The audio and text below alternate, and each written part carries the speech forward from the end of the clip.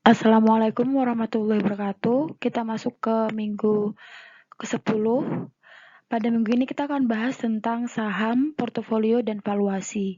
Minggu lalu kita udah bahas tentang pasar modal dan instrumen-instrumennya. Nah, salah satunya kan kita udah bahas bahwa salah satu instrumen di pasar modal adalah saham. Pada minggu ini kita akan fokus untuk mempelajari saham dan bagaimana cara menilainya atau valuasinya. Oke, definisi saham. Saham adalah surat berharga yang menunjukkan bagian kepemilikan atas suatu perusahaan. Jadi, seseorang yang memiliki saham sama seperti owner dari perusahaan tersebut. Hanya saja, prosentase setiap orang itu berbeda-beda.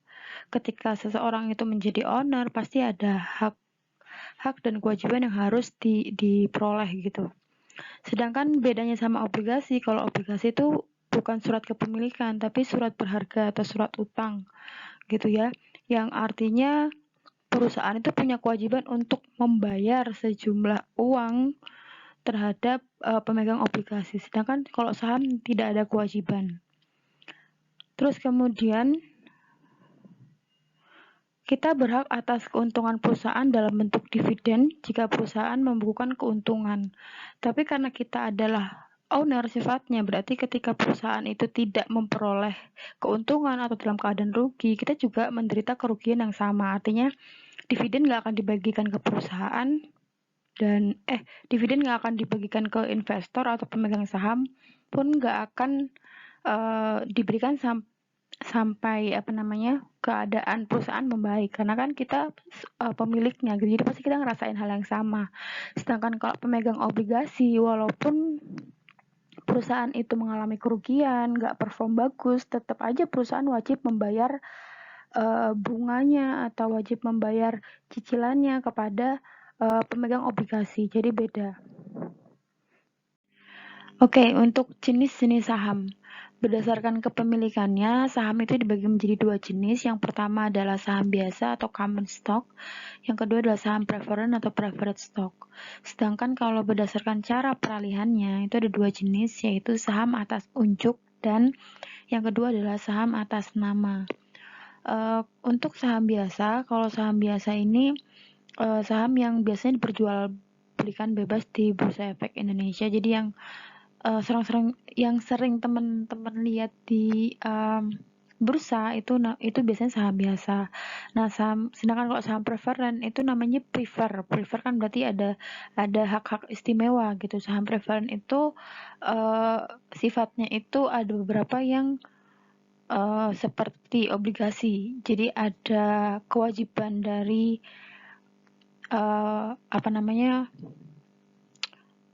perusahaan untuk membayarkan dividen, sedangkan untuk saham biasa enggak. Dan saham preferen punya keunggulan-keunggulan seperti ketika terjadi likuidasi yang dibayarkan duluan. Likuidasi itu kan semua aset-aset perusahaan kan dijual gitu ya. Nah, sisa dari pembayaran utang dan sebagainya, kalau masih ada sisa, yang diberikan terlebih dahulu adalah ke pemegang saham preferen, sedangkan saham biasa enggak.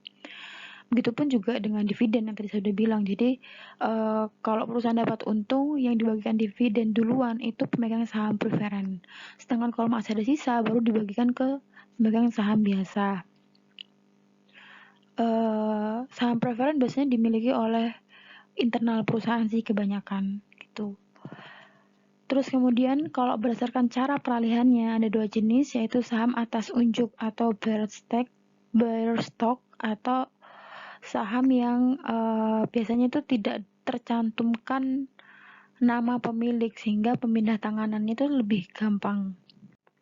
Sedangkan kalau saham atas nama atau registered stock itu sahamnya itu dituliskan nama pemegang sahamnya yang terregistrasi, sehingga ketika mau diperjualbelikan itu ada alih namanya, jadi ya jadi lebih ribet, tapi bukan berarti nggak bisa, tapi lebih ribet daripada saham atas unjuk. Kalau saham atas unjuk siapapun pemegangnya ya udah itu pemiliknya, sedangkan kalau saham atas nama enggak, dia terpatri di lembar sahamnya kayak gitu. Jadi ibaratnya ketika kita punya saham atas unjuk atau bearer stock, sahamnya tidak tertulis siapa pemiliknya. Ketika kita kehilangan saham tersebut, ya siapapun yang memegang saham tersebut bisa jadi pemiliknya. Oke, selanjutnya bahas tentang dividen. Seperti yang teman-teman sudah tahu di manajemen keuangan, kalau pemegang saham itu memperoleh keuntungan dari yang pertama capital gain dan yang kedua adalah dengan dividen. Kalau capital gain itu adalah selisih antara harga beli dan harga jual, sedangkan kalau dividen itu keuntungan operasional perusahaan selama 1 tahun terus kemudian dibagikan kepada pemegang saham. Kalau capital gain berarti kalau kita nggak menjual saham yang kita beli, ya kita nggak akan dapat capital gain. Terus juga ketika kalau saham yang kita beli ternyata lebih mahal daripada ketika kita menjual, jelas yang kita dapatkan bukan capital gain tapi capital loss. Terus kemudian kalau dividen juga sama, dividen kalau perusahaan tidak memperoleh keuntungan ya nggak akan dibagikan dividen juga. Karena sifatnya bukan kewajiban bagi perusahaan, beda dengan obligasi atau surat utang, bukan membayar bunga. Kalau bunga walaupun perusahaan itu rugi ya tetap harus dibayarkan.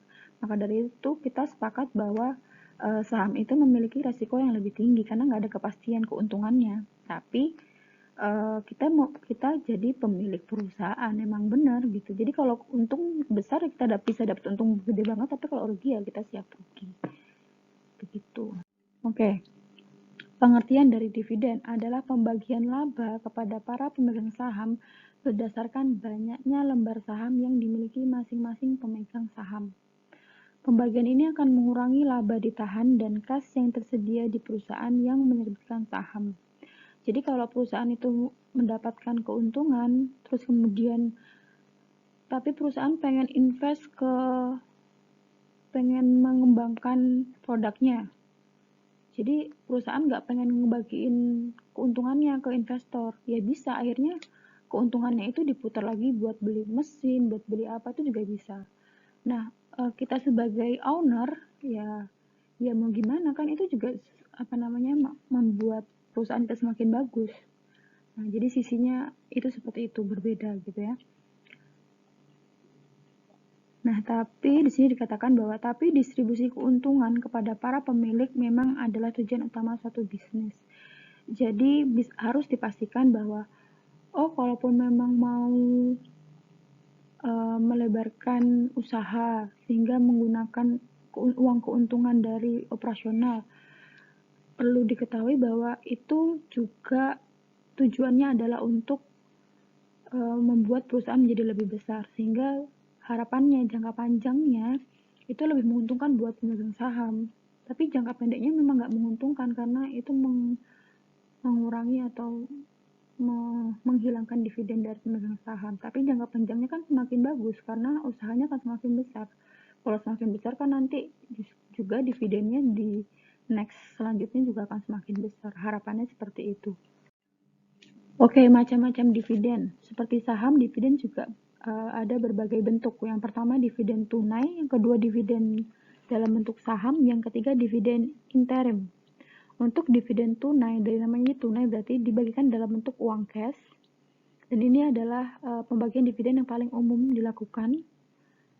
Dibayarkan dalam bentuk tunai dan dikenakan pajak pada tahun pengeluarannya. Sedangkan yang kedua dividen saham berarti dibagikan dividen dalam bentuk saham tambahan, jadi yang tadinya megang 100.000 saham, terus kemudian karena pembagian dividennya berupa saham ya berarti ditambahin berapa sesuai dengan lembar saham yang dimiliki ya. Terus kemudian ini ada juga dividen properti, ini kepencet. Dividen properti dibayarkan dalam bentuk aset. Pembagian dividen dengan cara ini jarang dilakukan gitu. Terus yang terakhir dividen interim, yaitu dibagikan sebelum tahun buku perseroan berakhir. Jadi biasanya dividen itu kan dibagikan per bulan Desember akhir gitu, setelah operasional kinerja perusahaan dalam 1 tahun. Tapi ada juga dividen interim yang dibagikan sebelum tahun buku perseroan berakhir. Selanjutnya, valuasi atau penilaian saham. Jadi teman-teman tahu kan kenapa kita harus menilai saham? Supaya kita tahu apakah harga yang dijual di pasar itu sudah sesuai dengan atau sudah worth it dengan keadaan atau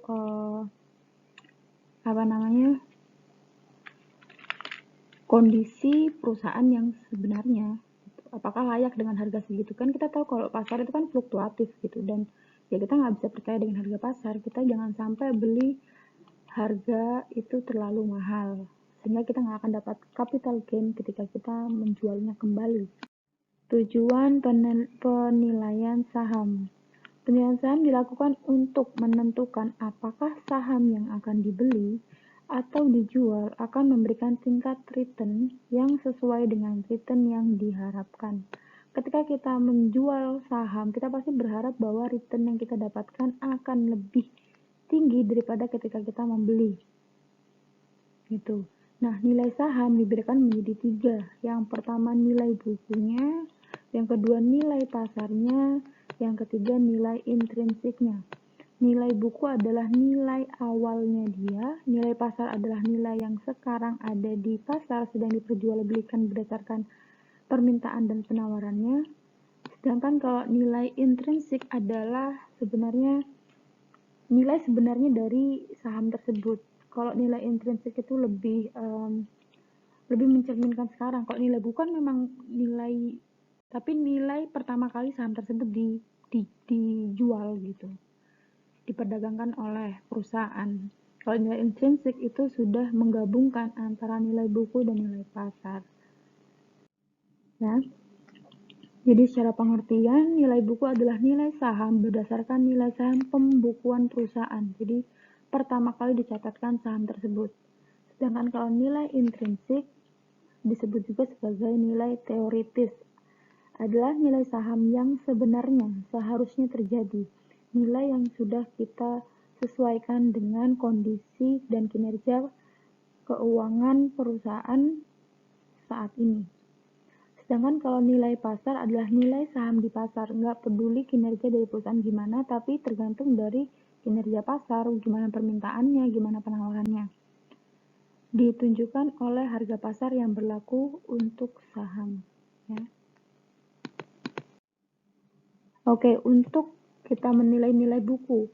Nilai buku atau book value adalah nilai aktiva bersih atau net asset yang dimiliki pemilik dengan memiliki satu lembar saham. Gimana cara nyarinya?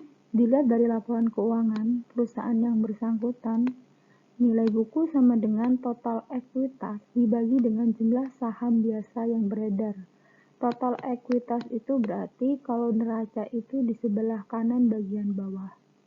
Ya, berarti total ekuitas atau total saham yang beredar berapa dibagi jumlah saham biasa yang beredar berapa. Nanti kita akan dapat per share-nya itu atau per lembarnya itu berapa sih nilai per lembar sahamnya.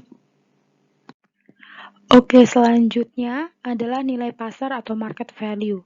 Kalau market value itu ada harga saham di bursa saham pada saat tertentu. Jadi kalau kamu lihat harga saham di bursa efek sekarang untuk BRI berapa, setidaknya 4.000 per lembar saham ya, berarti itu adalah market value-nya dia. Pasar menghargai dia seharga sedemikian rupa gitu. Apakah itu benar-benar harga realnya dia, apakah dia benar-benar prospek di harga segitu, ya belum tentu.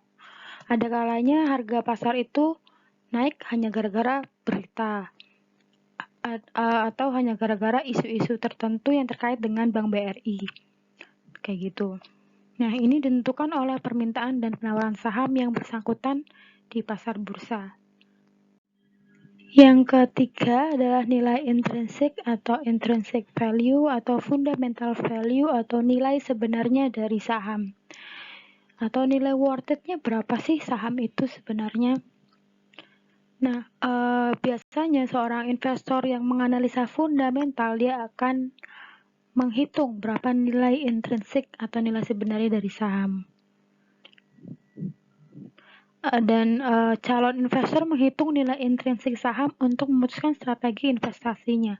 Jadi ketika kita menghitung terus ternyata nilai pasar itu lebih besar daripada nilai intrinsiknya, maka saham tersebut dikatakan over value. Dan investor sebaiknya menjual saham tersebut karena harga di pasar itu lebih mahal, sedangkan harga sebenarnya itu murah. Berarti kan pasar itu over value, pasar itu menilai saham ini terlalu bagus. Itu adalah kesempatan buat kita untuk menjual saham yang kita punya. Gitu. Terus kemudian kalau nilai pasar lebih kecil daripada nilai intrinsik, jadi pasar itu menilai saham ini jelek, padahal sebenarnya kalian tahu betul bahwa sebenarnya saham ini bagus, dilihat dari performance-nya, dilihat dari kinerjanya tahun ke tahun, dilihat dari utangnya dan lain sebagainya, asetnya. Maka namanya saham ini under value atau dinilai rendah di pasaran. Nah, kalau dinilai rendah, kalau kita punya dana, sebaiknya kita beli.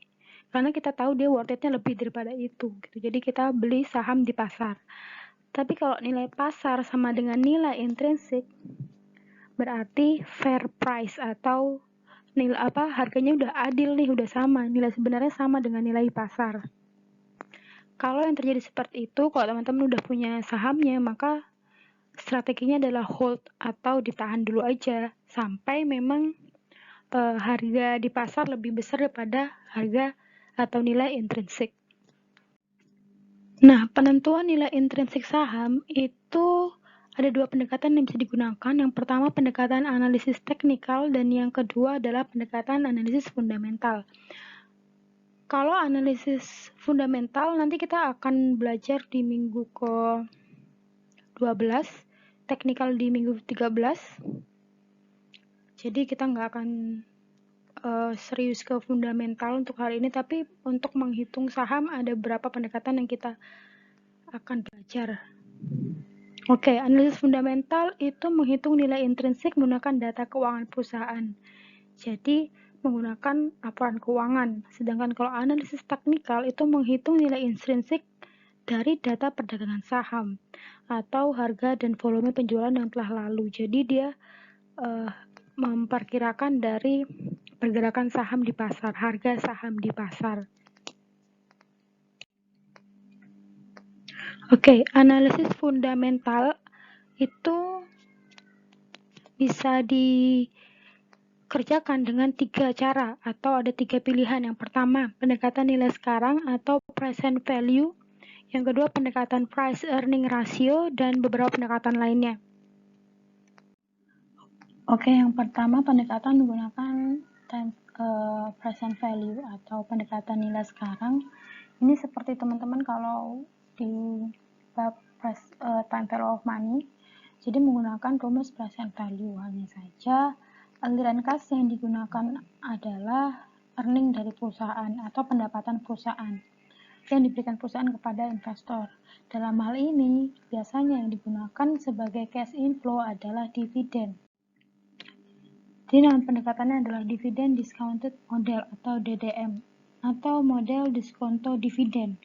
Merupakan model perhitungan harga saham yang dilakukan dengan cara menilai tunai semua cash flow yang akan diterima oleh investor di masa yang akan datang. Cash flow di sini yang digunakan adalah dividen tunai yang akan diterima setiap tahun dan harga saham terakhir pada saat akan dijual sebagai terminal value.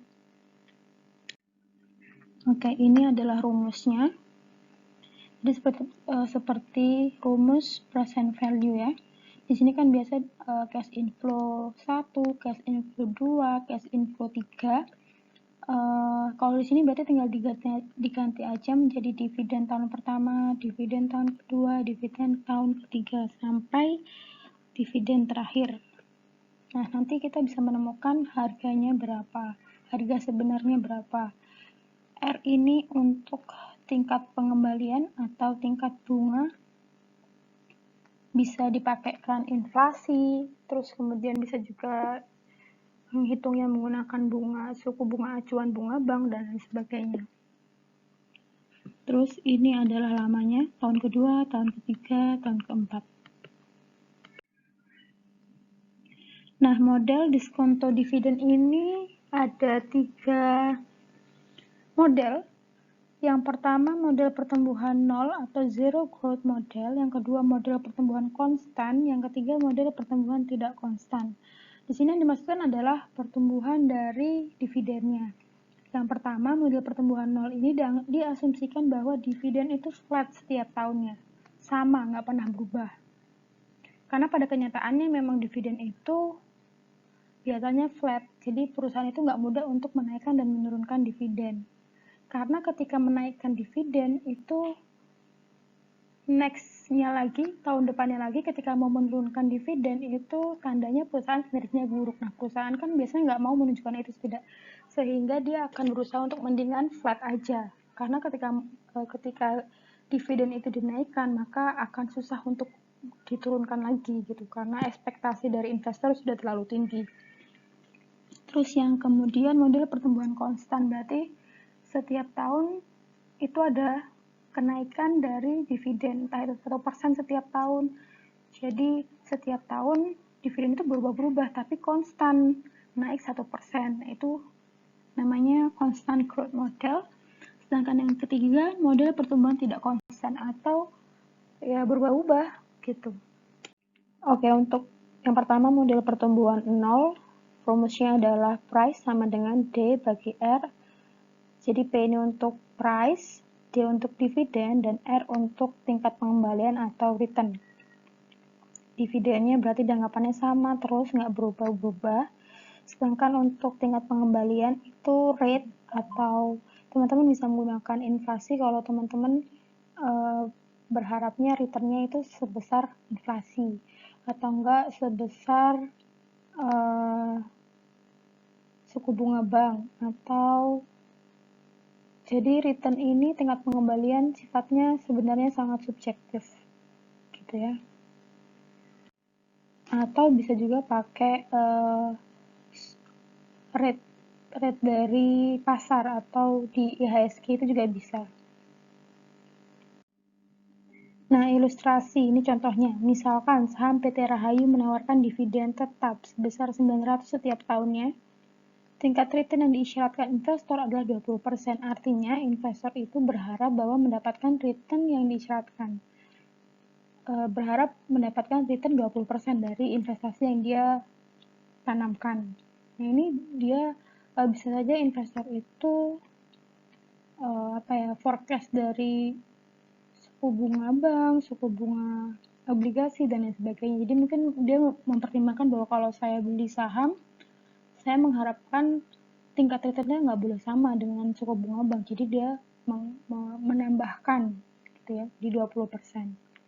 Berdasarkan data tersebut, maka nilai intrinsik saham PT Rahayu tersebut adalah 900 dibagi 20%, hasilnya 4.500. Berarti harga sewajarnya atau harga intrinsik, nilai intrinsik dari saham PT Rahayu adalah 4.500. Kalau di pasar harganya itu 5.000 berarti kemahalan. Ya, kalau kemahalan berarti jangan dibeli.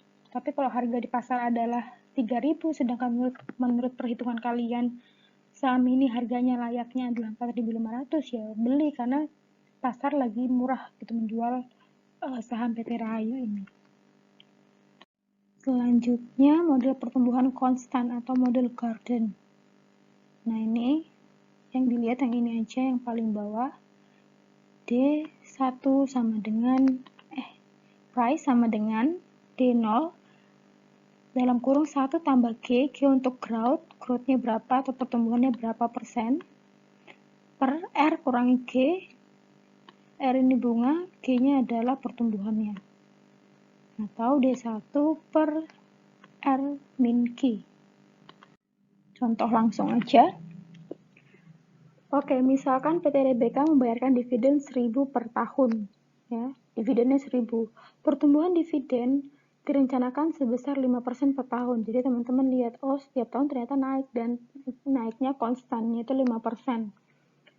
Terus kemudian tingkat return yang diisyaratkan investor adalah 15%. Dan harga pasar PT RBK saat ini adalah 10.000. Berdasarkan data tersebut, maka nilai intrinsiknya adalah, kita masukkan rumus yang tadi, 1.000 untuk harga untuk dividennya setiap tahun, 1 tambah 0,05 adalah growth-nya, terus kemudian ini return-nya 15% kurangi 5%, maka yang didapatkan adalah 10.500. Ternyata nilai pasarnya tadi kan dikatakan 10.000, nilai intrinsiknya 10.500, berarti lebih besar nilai intrinsiknya daripada nilai pasarnya, berarti layak untuk dibeli ya. Jadi keputusan investasinya adalah dibeli karena harga di pasar murah. Terus karena tingkat return yang diisyaratkan investor ini sifatnya subjektif, jadi semakin besar teman-teman mengisyaratkan tingkat return, maka udah pasti nanti harganya akan semakin rendah gitu. Jadi kan nilai returnnya kan di bawah, dan itu kan pembagi ya. Semakin teman-teman berharap mendapatkan return yang besar, maka itu akan membuat nilai intrinsiknya akan semakin murah gitu ya. Oke, contoh selanjutnya ini adalah untuk dividen tidak teratur atau tidak konstan, tapi investasinya dilakukan lebih dari 1 tahun. Contohnya, PT EFG merencanakan pembayaran dividen untuk 2 tahun mendatang sebesar 450 dan tahun berikutnya 475 rupiah dengan tingkat pengembalian return 20%. Nah, berdasarkan informasi, harga pasar 2 tahun mendatang itu adalah 5.200. Tentukan harga yang layak bagi investor. Ya. Maka rumusnya adalah teman-teman men-present value-kan dividen tahun pertama dulu, yaitu 450 per 1 tambah 20%, ditambahkan dengan dividen tahun kedua dan estimasi harga tahun kedua, maka didapatkan 4.316 rupiah. Berarti harga yang layak untuk investor beli adalah 4.316. Jadi jika harga di pasar nanti 5.000 ternyata yang ditawarkan, berarti ya jangan beli dulu karena harga sebenarnya yang layak adalah 4.316. Oke, selanjutnya untuk model pertumbuhan tidak konstan atau ganda. Model ini sesuai untuk menilai saham perusahaan yang mempunyai karakteristik pertumbuhan yang fantastis di tahun-tahun awal, sehingga bisa membayarkan dividen dengan tingkat pertumbuhan yang tinggi. Kemudian setelah pertumbuhan dividen yang fantastis tersebut, perusahaan hanya membayarkan dividen pada tingkat yang lebih rendah, tapi konstan hingga waktu tak terbatas. Ini adalah contohnya. Perusahaan HIC membayar dividen selama 5 periode dengan tingkat pengembalian 20%. Tiap periode hitunglah nilai saham dengan pembagian dividen sebagai berikut. Jadi selama 5 tahun, pada periode pertama dibayarkan 1.000 per lembar saham, tahun kedua 1.500, tahun ketiga tidak dibagikan sama sekali, tahun keempat 750, dan tahun kelima 2.100. Tingkat pengembalian return yang diharapkan investor adalah 20%, maka kita ngitungnya adalah tahun pertama 1.000, terus kemudian 1 tambah 20% pangkat 1 untuk tahun pertama, terus kemudian 1.500 per 1 tambah 0,2 pangkat 2, terus 0, selanjutnya sampai tahun ke-5. Hasilnya adalah harga yang wajar untuk saham HIC adalah 3.081 rupiah. Ya, ini sebenarnya growth yang tidak konstan, tapi growth-nya udah langsung kita ketahui ya. Jadi kita nggak tahu growth-nya berapa, tapi kita tahu bahwa setiap tahun dividennya itu berubah-ubah. Nah, ini juga ada contoh soal, teman-teman bisa baca sendiri, ada penyelesaiannya juga.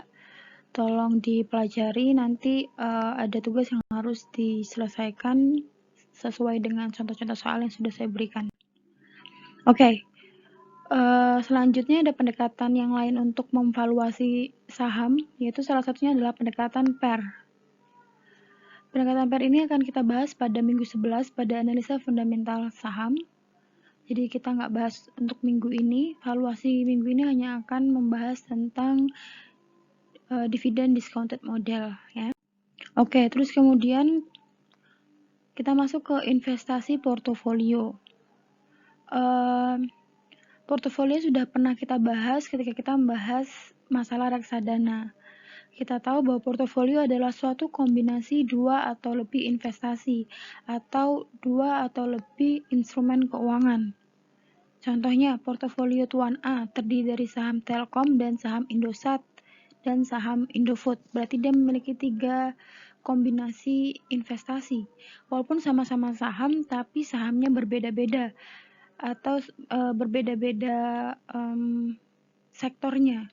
Kenapa seperti itu? Harapannya ketika saham Telkom naik, saham Telkom lagi turun gitu ya, saham telekomunikasi turun, harapannya saham Indosat dan saham Indofood nggak ikut turun karena kan mereka berada di sektor yang berbeda. Harapannya ada faktor-faktor yang mempengaruhi kinerja saham Telkom itu nggak mempengaruhi di saham Indosat dan saham Indofood. Gitu. Contohnya ada berita atau ada keadaan di mana harga tepung naik. Nah, kalau harga tepung naik, jelas yang berpengaruh adalah harga saham Indofood, tapi nggak terpengaruh di harga saham Indosat dan saham Telkomsel, sehingga ketika terjadi kerugian itu nggak rugi semuanya, jadi hanya rugi salah satu dari aset keuangan kita. Maka dari itu, itulah pentingnya membuat portofolio atau lebih dari satu investasi.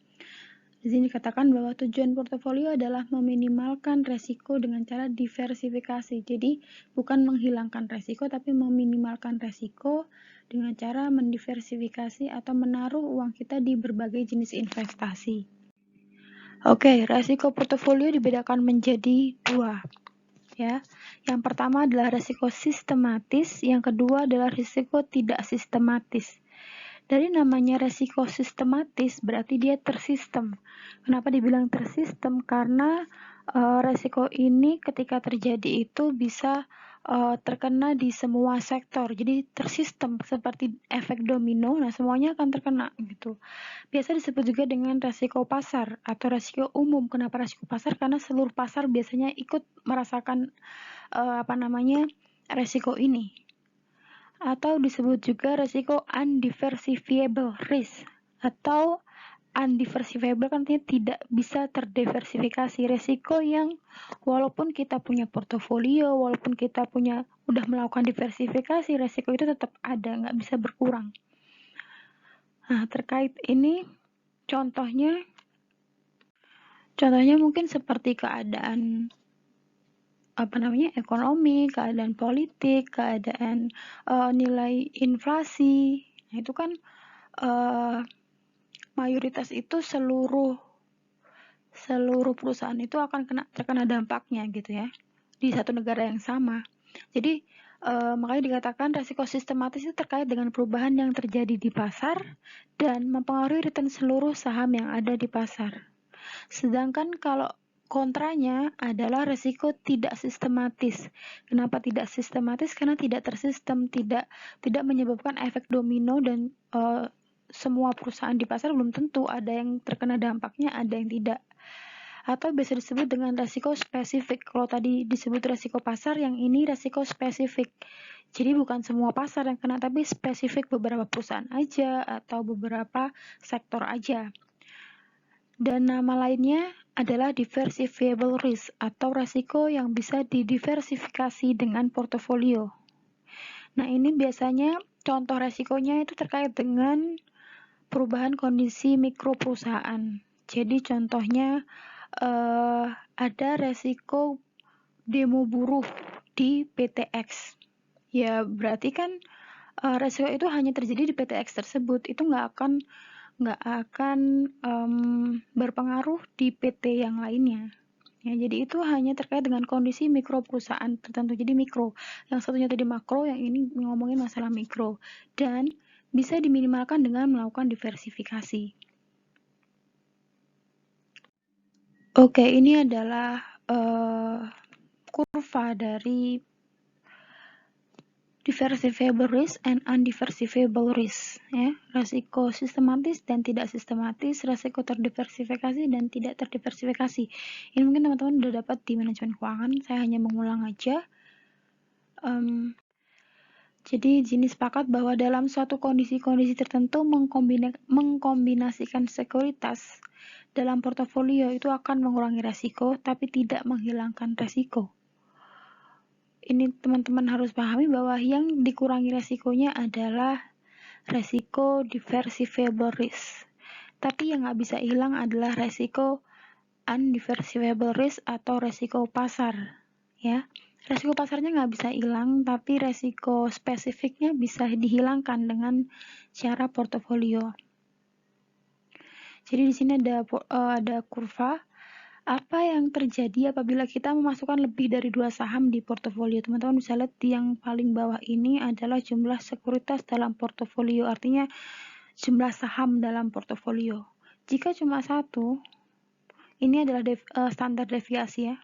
Kalau kita cuma punya satu, maka resiko yang kita dapatkan adalah full, banyak. Jadi uang 100 juta kita pakai buat beli saham Indofood tok.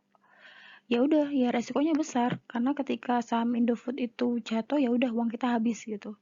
Tapi ketika kita menambahkan dengan saham Telkomsel, ya teman-teman bisa lihat bahwa kurvanya akan turun ya. Begitupun juga ketika nanti 3, 4, 5, 6. Tapi teman-teman lihat bahwa dan ini adalah resiko diversifiable risk. Tapi teman-teman lihat bahwa di poin tertentu, di titik tertentu itu dia nggak akan bisa turun lagi, udah mentok di sini. Ya, mentok di sini karena dia akan kehalang dengan market risk. Ya udah, market risk yang pasti akan diterima adalah sekian. Ya. Jadi walaupun nanti contohnya di sini 10, ini udah maksimal nih, mau nambah 11, 12, 13 ya tetap akan segini. Titiknya akan tetap sama di sini. Jadi makanya itu dikatakan bahwa portofolio yang optimal dalam hal ini adalah resiko dan returnnya itu sesuai, itu berada di titik sahamnya harus 10 dalam satu portofolio. Nah, sedangkan kalau 12, 13, 14 itu udah nggak akan mengurangi resiko lagi gitu. Oke, terus resiko dari portofolio akan berkurang seiring dengan bertambahnya jumlah saham di portofolio. In the real world, di mana koefisien korelasi di antara saham-saham individu pada umumnya positif, tapi kurang dari 1, beberapa resiko tidak semuanya dapat dihilangkan. Maksudnya, koefisien korelasi adalah hubungan antar saham. Jadi, sebaiknya itu korelasi antar sahamnya itu 1 atau berbeda lah, jangan sampai korelasinya dekat. Maksudnya korelasi dekat adalah ya contohnya kalau sahamnya saham makanan, sama-sama makanan Indofood sama Wings Food gitu, ya sama-sama makanan, jadi ada beberapa resiko yang dihadapinya sama. Jadi nanti kalau turun bisa-bisa sama-sama turun gitu. Itu berarti korelasinya dekat. Jadi yang kita cari adalah saham-saham yang korelasinya jauh. Oke, terus kemudian untuk menghitung portofolio return adalah kita tinggal merata-rata tertimbang atau weighted dari semua return yang diharapkan dari sekuritas-sekuritas dalam portofolio. Langsung aja contohnya biar lebih gampang. Di sini jika membentuk portofolio senilai $100.000, jadi istilahnya teman-teman punya uang $100.000. Terus teman-teman menginvestasikan setiap $25.000 di setiap saham yang teman-teman punya. Nah, ini saham-saham yang dipunyai adalah Microsoft, General Electric, Pfizer, dan Coca-Cola. Ada 4, masing-masingnya $25.000. Ya, jadi kalian lihat ini setiapnya adalah $25.000. Berarti seperempat. Terus expected return-nya adalah ini 12%, ini 11,5%, 10%, dan 9,5%. Expected return adalah return yang diharapkan. Tentu saja itu melihat lagi dari kinerja dari masing-masing perusahaan. Ya. Terus kemudian untuk menilainya adalah tinggal aja kita kalikan bobot dikalikan dengan return. 1 tambah bobot 2 dikali return 2 dan seterusnya. Hasilnya adalah return yang diharapkan dari portofolio ini adalah 10,75%. Saya nggak terlalu bahas tentang ini karena saya yakin ini sebenarnya sudah dibahas di manajemen keuangan, plus juga dengan menghitung resikonya. Oke, sekian, terima kasih. Semoga bermanfaat. Wassalamualaikum warahmatullahi wabarakatuh.